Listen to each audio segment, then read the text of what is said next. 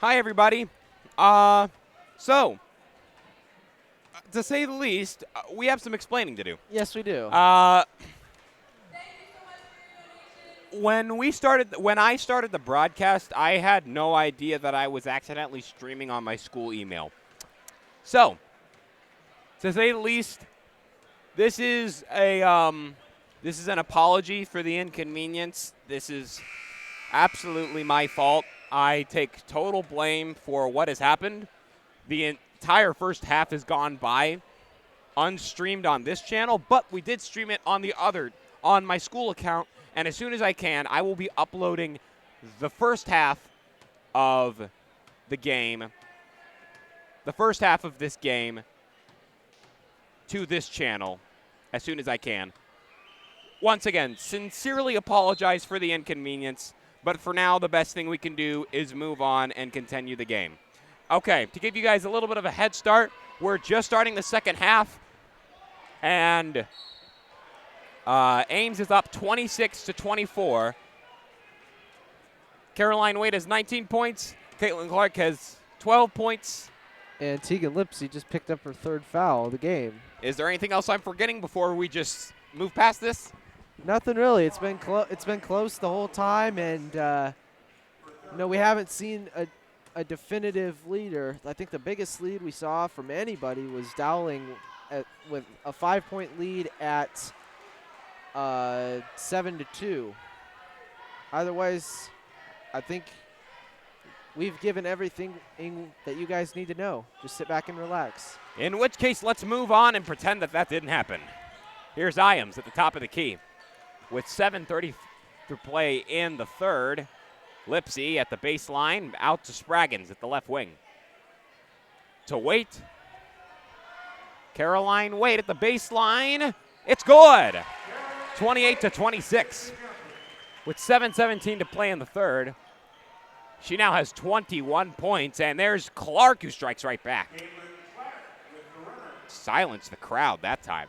Yeah, that's going to be one of the biggest things for the Maroons. Take the crowd out of this, They're going to function a lot better. Ball was stolen by Gaber and stolen right back by Ames, and now it's stolen right back by Clark. It's a game of hot potato between the two teams, and Clark is unable to lay it in. There's Gipple who redeems her.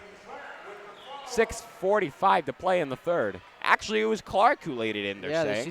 She just gave it off to her. So I don't know. Would you call that a rebound and an assist?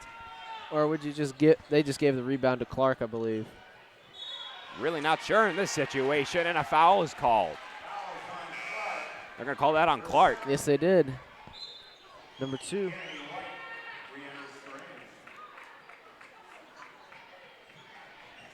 Kennedy White into the Ames lineup. Spraggins tried to inbound to Seibert. Ball was tipped, and it'll go out of bounds off of Gipple.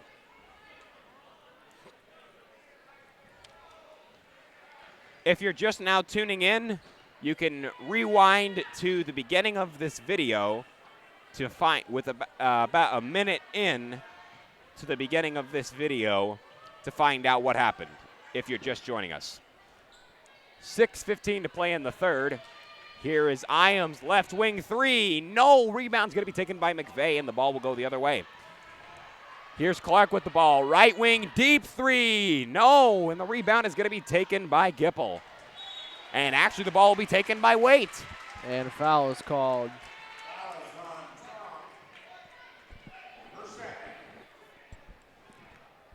That's 2 for Twong with 6:01 to play in the third.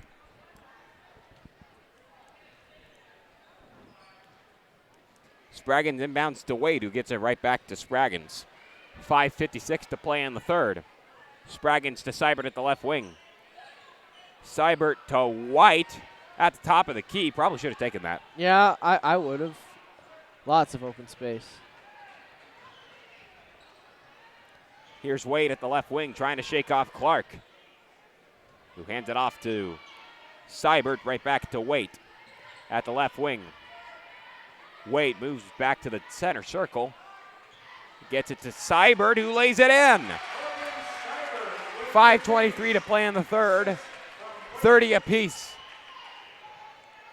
Clark driving for the hole, can't lay it in. Oh, over the back foul called by Caitlin Clark, and she was frustrated. Yeah, did you see that? That's number 3. Fans want to tee her up. I don't think they'll get the tee up, but they know Clark's now going to have to sit a minute. Caitlin Clark, definitely not one of her best nights. So far, at least. Yeah. But she has a whole 13 minutes or so to make it a lot better.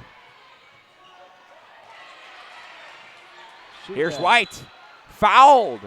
They're calling an offensive foul. That'll be on White. How? I don't really know how that's a foul. Yeah, they'll have to explain that one to us. I didn't see it.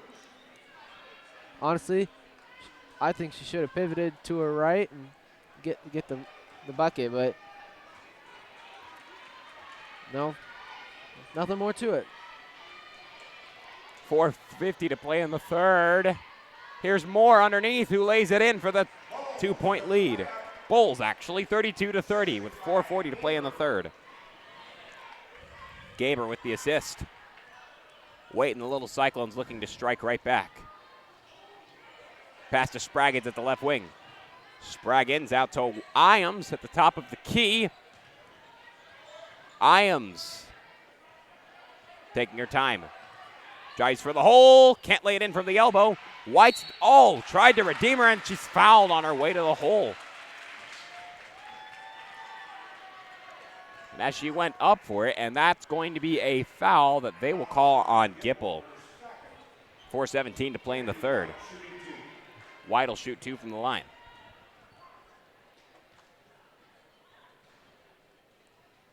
First one is good.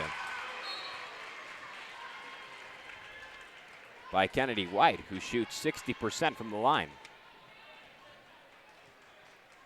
The second one will not make it. Dowling takes over. Here's Bowles at the baseline, double teamed underneath. Ball out to McVeigh with 4 minutes to play in the third. Pass to Gaber. 3-pointer from McVeigh, good. 35-31 with 3:49 to play in the third. Ames definitely needs to try and get in front. Yes, they do, but I think 4 points right now without Clark is a manageable margin. Here's Iams, who tried to strike back, and I thought that one was going in, but it ended up not going in. Yep, hit both sides of the rim.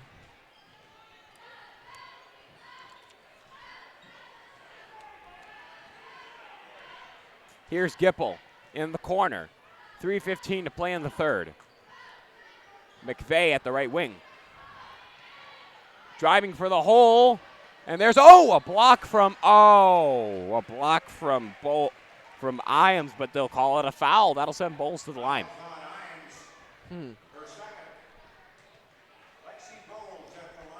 That's 2 fouls for Iams. 3:07 to play in the third. Thankfully for Ames, unlike Dowling, their best player is not in foul trouble. That's correct. Waite has 21 points tonight. And Caitlin Clark, 3 fouls. She's got, I believe, 16. But right now, Ames needs to have a run, and having a turnover surely won't help them, but something you got to shake off.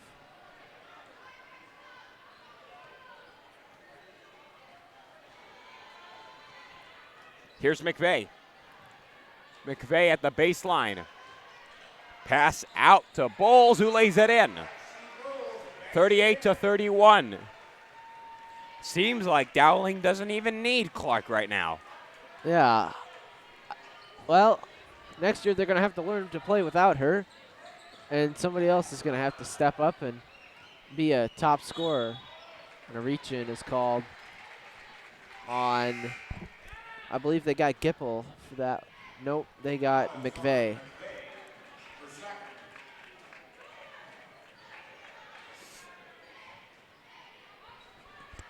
.233 to play in the third, and it's 31-38.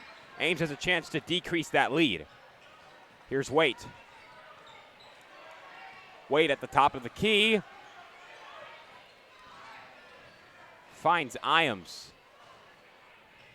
To Spraggins. Back to Buss to Ames at the top of the key. 2:13 to play in the third.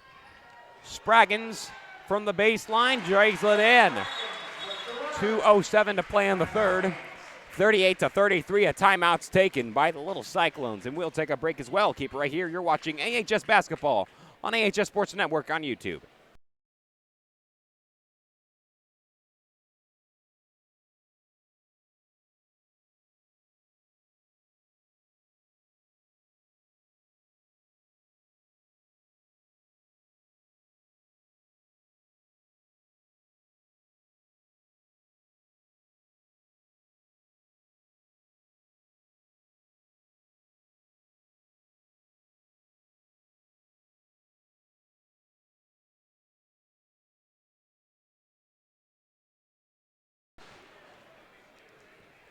Welcome back into it, folks. It's 38-33, 2:07 to play in the third.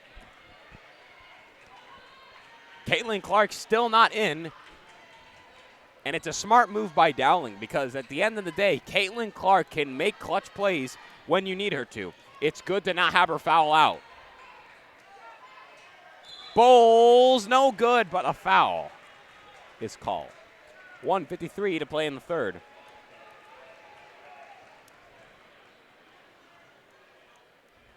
And as we said earlier, it seems like Dowling's doing just fine without their best player on the court. It does seem like they're doing well. But, you know, we're only seeing a couple minutes of this. And I think what Clark needs to do is she needs to compose herself. She needs to put all of the struggles that she's had in this game behind her and look ahead. Where can she get the next bucket? Where can she get the next run to put Dowling up ahead? With 1:40 to play in the third. Pass to Buss, who almost gets the ball stolen from her. She's at the elbow. The ball is stolen from her this time. They're going to call a foul. That's going to be on White, I believe. Actually, no, they're calling it on Buss. That's just her first, and a minute and a half to play in the third. Ball will go to the Maroons. McVeigh at the right wing. Passes to Gipple. Now to Bowles at the elbow. That was in the corner. Moore drives for the hole. Can't lay it in. Ames will take it the other way and try and decrease the lead. 1:06 to play in the third. Here's Waite from the top of the key for three. That's good! Caroline Waite, 39-36. 24 points for her. Considering the fact she's only averages 17.7 a game, she's having a hot night. Yes, she is. And you know what? 3-point lead. Now this game is going to definitely come down to who can, if anybody can get a big run in the fourth quarter. If you can pull ahead in the last 3-4 minutes of that fourth quarter, you should be good. They can use the 3 fouls that Clark has to their advantage because she's in foul trouble. Yes, but how are you going to drive in on her? Are you going to try and get a reach in and risk the ball being stolen, or are you going to try and risk getting a potential charge? Offensive foul. They're going to call that on Simplot. 32 seconds to play in the third. Ames with a chance to tie the game going into the final quarter. Maybe she did travel instead of foul. Oh, travel. Yeah, travel. Maybe it was. I couldn't see. Yeah, it was a travel. Wait, taking her time just inside half court. With 15 seconds to play in the third. Here's Waite with 10 seconds. Caroline Waite to Ames. Ames back to Waite. Waite, deep three-pointer, no. Ball goes out of bounds. They'll just wave it off. Dowling holding on to a 3-point lead. Their best player has 3 fouls. What can they do to keep the lead? Or will Ames come up with it and come up with a win against the Maroons, unlike they did earlier this season? We'll take a break and be right back with the fourth quarter. Keep it right here. You're watching AHS Basketball on AHS Sports Network on YouTube.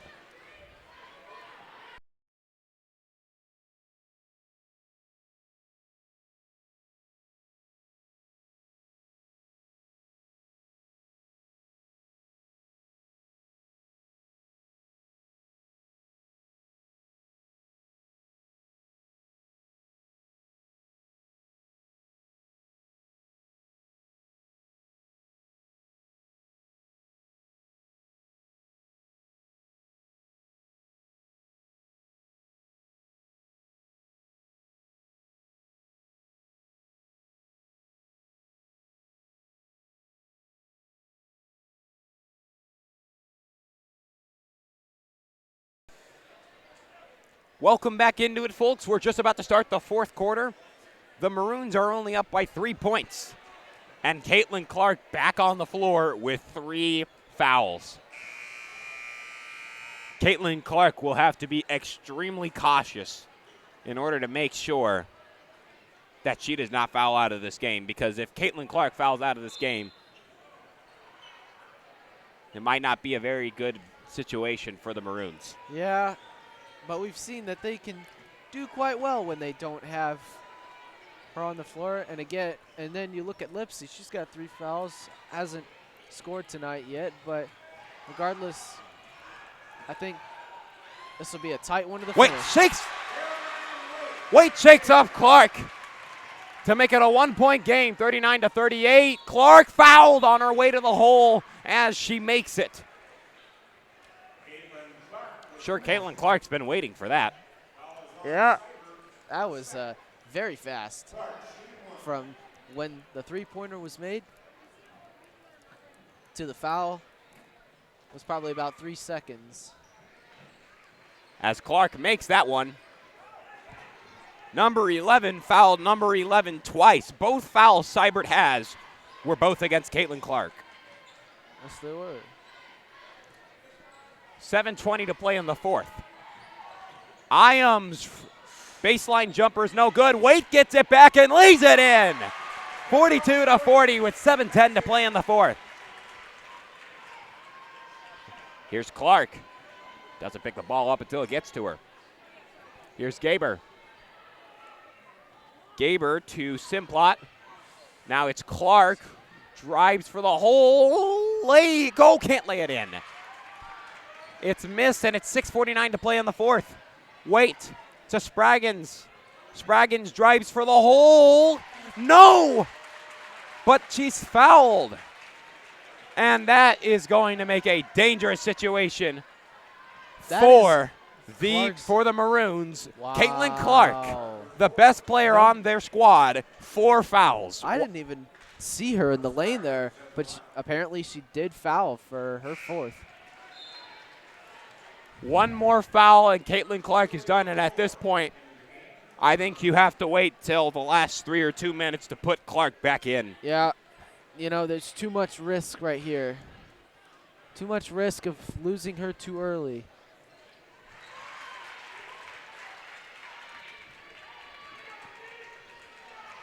(42-41) with 6:38 to play in the fourth. That's 3 points for Spraggins tonight, by the way.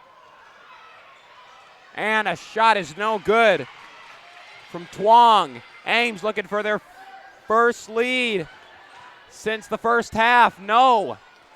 Spraggins unable to give that to them. They're going to call out of bounds. That's going to be on Moore, who just barely stepped out of bounds, or rather Gaber. 6:17 to play in the fourth.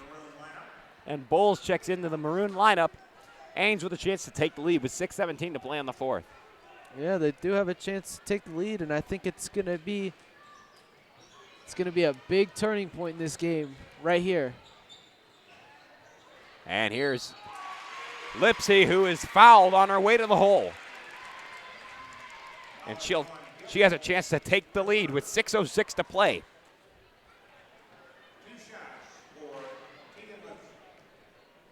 Lipsy will shoot 2 from the line. First one misses, so they can only tie the game at this point. I think tying the game is really what matters. You don't want to see yourself in the trailing state of mind. And but that's where they will stay. How did that not go down? That thing hit every part of the rim. And I have no idea, and Bowles makes it a 3-point game with 5:55 to play in the fourth. It's contributions like this that you really need when your best player is in foul trouble. Ames can't lay it in from the top of the key. Cyber just barely keeps it in, and Wade has it. What an effort by Morgan Cyber. 5:35 to play in the fourth. Spraggins to Ames, lays it in the baseline. It's a 44-43 game with 5:26 to play in the fourth. 5:20 to play in the fourth. Driving for the hole, that was Gipple. 5:12 to play in the fourth, 46-43. Wait for the tie. No, rebound taken by Lipsy, who's fouled as she goes up, and she will try to make it a 1-point game. 5:04 to play in the fourth. The nerves are coming. The nerves are coming. Yes, it is. This game is definitely getting down to the wire. You can definitely feel the intensity in the air, and this game will probably not be decided by more than 4 points. The way that's going, it's so close. Who knows? Maybe we need to go to overtime. Yeah, it's like two magnets. You know, they're attracted to each other. They're hard to pull apart. Lipsy, second one from the line. 1-point game. 5:04 to play in the fourth. Lipsy shoots 66.7% from the line, and when they need her, she comes in clutch right in that moment. Bowles underneath, defended by White. She lays it in. It's back to a 3-point game just like that. 4:45 to play in the fourth. Here's Waite for the tie. Get this girl a bucket because she's throwing up. Caroline Waite with a shocking 31 points. 4:30 to play in the fourth. And it's a tie game at 38 apiece. McVeigh gets it to Gaber. Bowles. McVeigh at the left wing. Ball's given to Rodriguez. Brianna Rodriguez.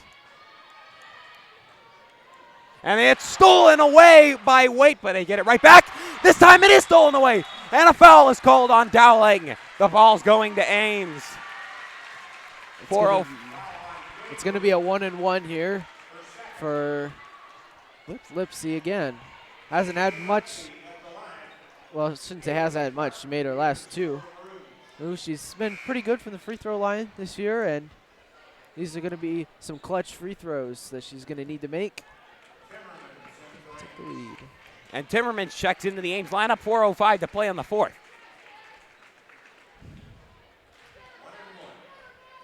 One and one. Lipsy, first shot from the line is good.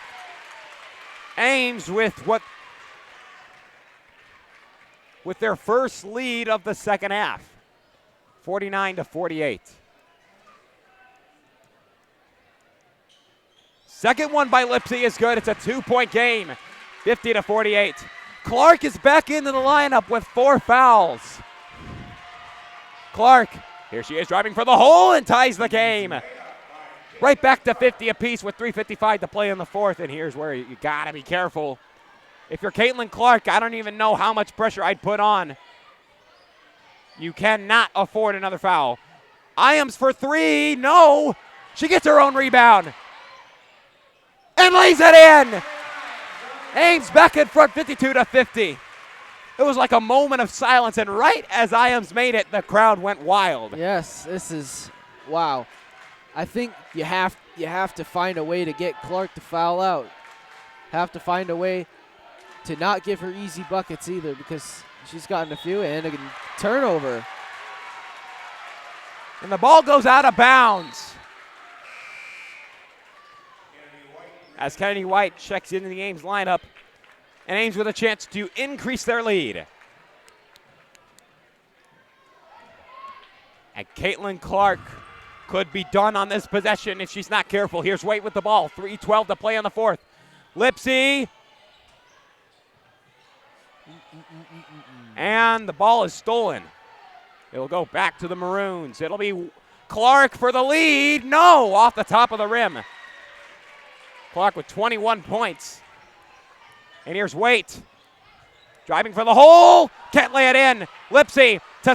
McVeigh gets the steal. Clark takes it from the foul line. It's good. Too easy, and it's 52 apiece with 2:41 to play in the fourth. The game is tied back up. Let's get into the situation a little bit, folks. We have a nail biter here. Yeah, we do. 2 minutes, 41 seconds to go. Tied at 52. Clark, 23 points. Waite, 31 points.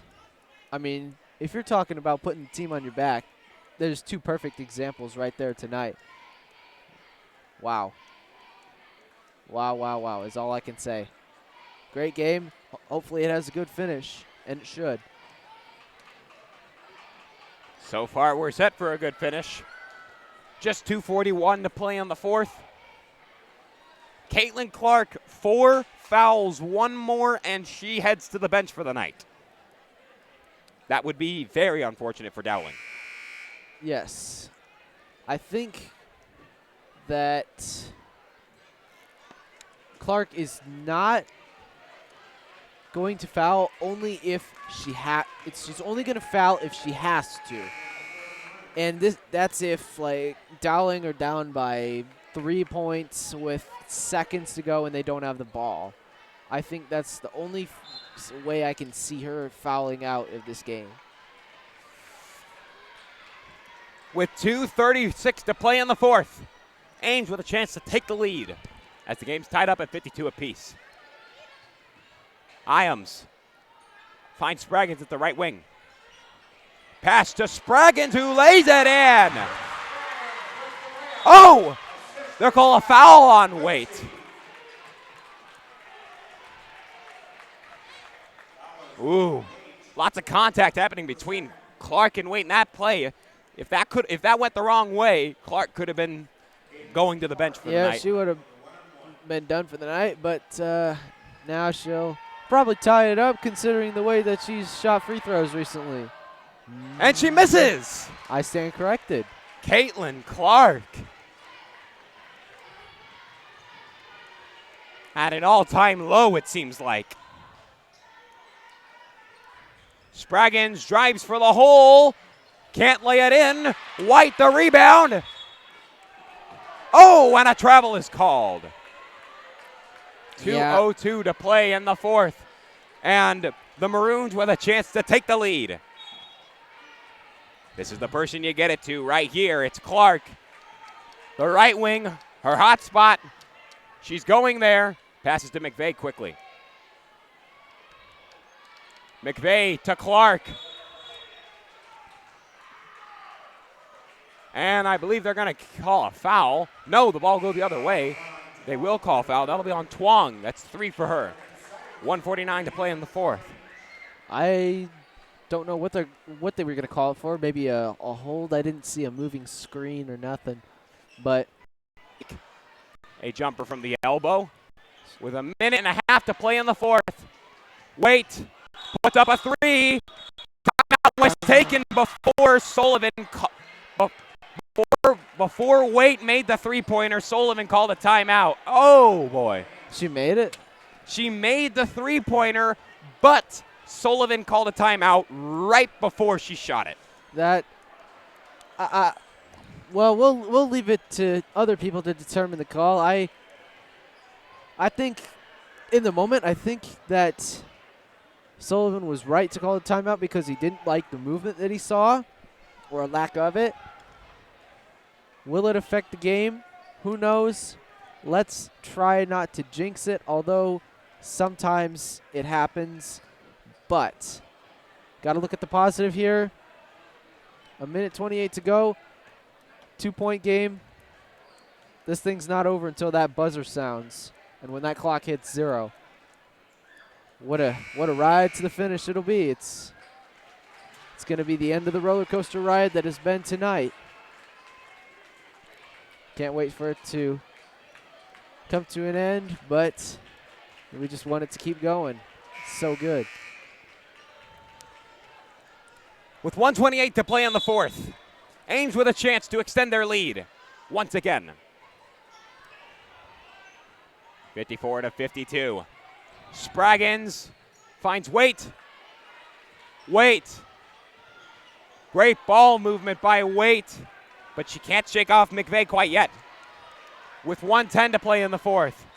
Waite. From just inside the paint, her shot is deflected. Clark to Lipsy at the baseline. Iams fouled on her way to the hole by Gaber. 56.8 seconds to play in the fourth. And Iams with a chance to make this a 2-possession game.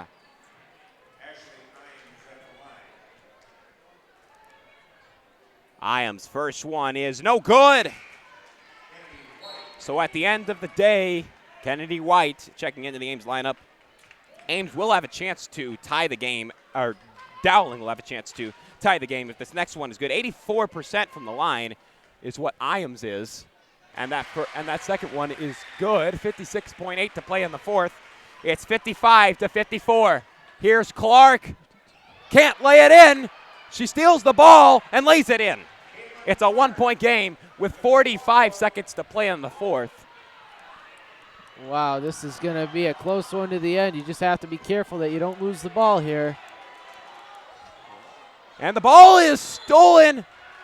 Timeout is taken. Clark got the ball. A timeout was taken. Clark got the ball. I don't know what happened. I think she called a timeout right when she got the ball. And it's 34.1 seconds to play in the fourth. And there's just one more. There's just 34.1 seconds to play in the game at this point.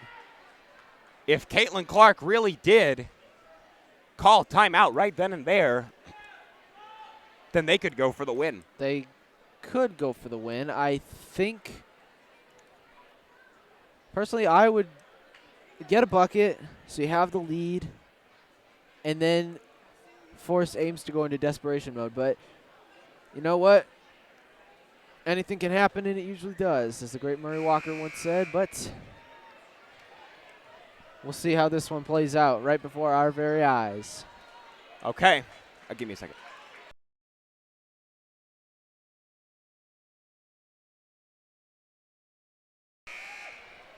With just 34.1 seconds to play in the fourth, 55-54 is the score. Clark and the Maroons can go for the lead. Here's McVeigh at the right wing to Clark. Clark at the top of the key. From the elbow, Clark for the tie. Actually for the lead. Dowling takes the lead with 56-55. Now just 10 seconds to play in the game. Iams for the lead. No, but she's fouled. 8.8. Chuang, oh no. Iams holding her arm. She did aggravate it last week, but I think it's hurting. Looks more like her wrist more than her elbow. She's in some pain. She's waving the coach off, although I think she knows that I think I just saw her mouth the words "go away" to Joel Sullivan. Yeah. Is she going to be able to shoot? Oh, that's going to. There's just 8.8 seconds left in the game. Oh, they're forcing her to leave. And who will take her place? It's exactly what I was thinking. Who do you put in? Who do you put in? Who's going to shoot the free throws? I think you should put in Waite if you have the option to choose who you're going to have shoot for her. Okay, who would. Looks like Seibert is going to take the free throws. They'll need to have Seibert do it. Seibert, who only shoots 54.5% from the line. This could be the most potentially important free throws of her life. The first one's no good. Ames can only tie the game. Tie is all you need to send it to overtime. Just think about that. Seibert for the tie. No, she missed it. Foul. Bulls, a timeout's taken by Dowling. Oh, no, and right when they needed Seibert to come in clutch, she missed both of the free throws. I don't think that's the big issue here. I think you got to foul somebody besides Clark, but make sure that you foul him when the ball's not in Clark's hands. They're going to surely give it to her. Surely they're going to give Clark the ball. Well, how many games have we seen have come down to close margins and Ames just hasn't been able to pull it out? Hopefully they can reverse that trend tonight. It's going to be difficult. 7.4 seconds left. I don't know. This is the closest we've seen it all season for the girls, at least. Yes, it has been. Wow. I mean, Imes screwed something up in her wrist, apparently. But I don't know. What a game this has been. What a game we'll remember it as. And what a finish we'll have. Got to foul. And it I has think to be, you have to it foul. has to be so fast, too. It has to be so fast. Why are you leaving number one open? That's Gipple. foul. They foul Clark. Out of all people to send to the line, Clark would have been probably the worst option. 81% from the line. But yeah, she could easily. But think about it. You probably saved about 3 seconds in fouling Clark, as opposed to having somebody on your defensive side of the court fouling. Clark is going to go for the 2-point lead. The first one's good. Dowling leads by 2 with 6.1 to play in the fourth. This second one would cause Ames to need to tie the game and put it into overtime. If she makes it, Clark makes it. 3-point game. Here's Waite. She's going to go for the tie. Waite. Deep three-pointer. Oh, no good. History repeats itself as Caroline Waite misses the three-pointer that would have changed the game. Last year in this exact place against this exact team, Caroline Waite, when the Little Cyclones were down 51-50, missed a left wing three-pointer to win, which would have won them the game. And tonight, she misses a three-pointer that would have put the game into overtime. History repeats itself in Ames, Iowa.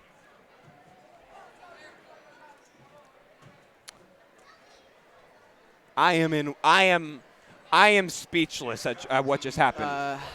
Well, I think Ames will look at this one that got away. I don't think Dowling, however, deserved to win this game. I think they know that they didn't deserve to win this game because of the way that we didn't see the support for Clark. She did have 29 points. She had at least one other teammate in 10 points. But if you look at it, the people who are on the floor, aside from Clark, had a combined 8 points. Well, unfortunate loss for sure, but I'm sure they'll look back on this night and say, well, we don't have to play Keaton Clark anymore, so it'll be definitely interesting to see how we see these two teams next year, and definitely how far we see Dowling go in the playoffs. Ames had 2 timeouts, though. Why wouldn't they have taken one and tried to scheme or something? Tried to come up with something. That's a very good question. I think that would have been a better idea. I think you would have come up to half court, call a timeout. You have 30 seconds to draw up an idea that might actually work. But, you know, the shot wasn't bad. It looked like it was going to go in, but no, some games just have to end like that. And we'll get ready for the boys' half of the doubleheader, which will be just as good a match. Absolutely. And with that, ladies and gentlemen, for the Ames High girls basketball fans who are tuning in, this is the final edition for this year of Ames High basketball, of AHS basketball on AHS Sports Network on YouTube for the girls, as this is their last regular season game of the year, and it ends in dramatic fashion and definitely not the way they would have wished. But the boys are coming up in about 13 minutes, so for the boys fans, they will take the court in just about 13 minutes.